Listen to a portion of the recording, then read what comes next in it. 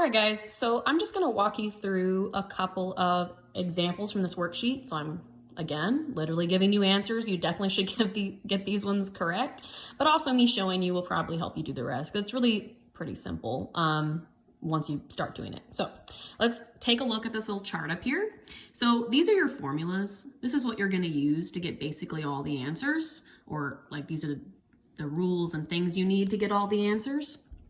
And so just keep referring back to that chart as you work through this worksheet. Okay, so for the first one, let's see. I'm gonna skip this one because it's done for you. But over here, I have pH to work with, or I have H plus ions. Now those things are related. So if you look at it right here, 10 to the negative 7, and this one is also 7. So you'll always see that when it's H plus ions up here, so when it's H plus, and you have pH, their numbers are always going to be the same. Now, I know that has a negative and this one doesn't, but like that's the difference. So their actual like numeric value of 7 is going to be the same, because how I know the pH of a substance is by measuring how many H plus ions are in that mixture. So if there's a lot of H plus ions, then it's going to have a really low pH, making it really acidic. If it has not very much H plus ions, then the pH is going to rise. So it's going to get a higher pH value and become more basic. Because again, we have that little trend. Let's go ahead and draw it. So 7's in the middle, so that's our neutral pH. 14 is the highest, and that would be like the most basic of substances. And then the more acidic you go, you're going to get closer to that 0 value, or 1. Okay, so anytime you see those things, they're just going to be the same numbers. That's helpful.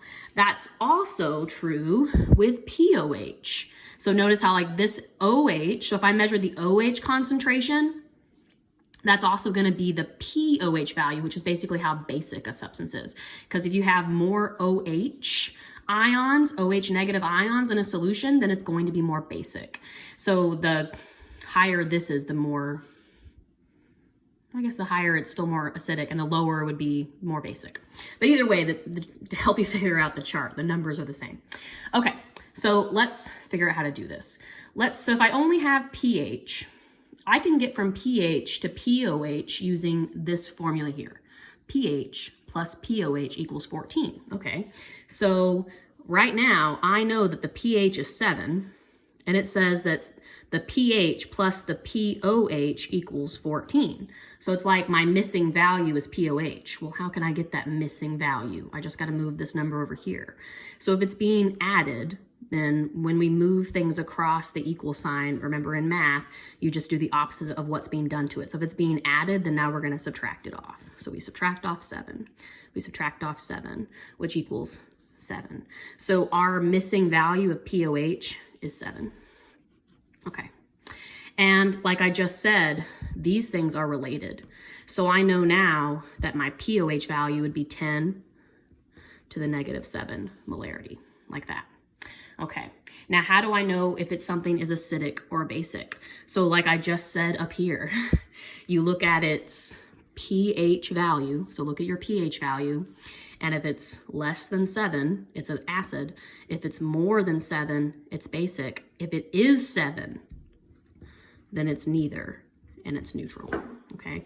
So our pH value is 7, so this is neither, it's neutral, like that. Okay, let's do another one.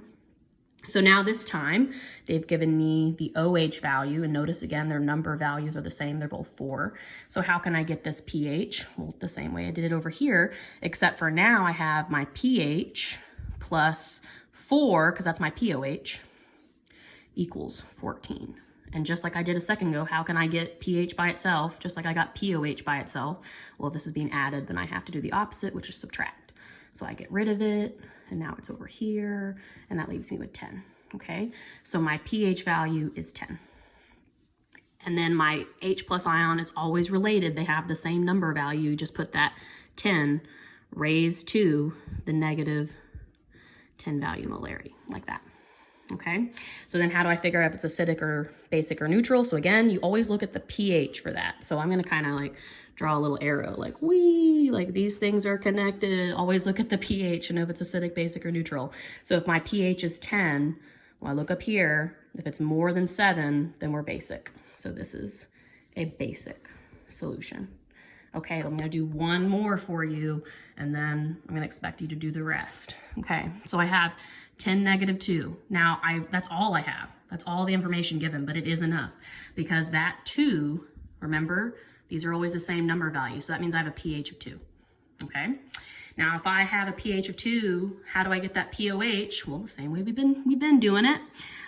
So pH is 2, so 2 plus unknown pOH equals 14. And again, I'm going to subtract 2 from 14, and that will give me my pOH. So 14 minus 2 is 12. So I have a pOH of 12, okay? Now remember, these numbers are always connected, the OH and the pOH. So that means that my pOH is 10 to the -12 molarity. Now how do I get if it's an acid or a base or a neutral? I always look at the pH, they're connected. So my pH is 2.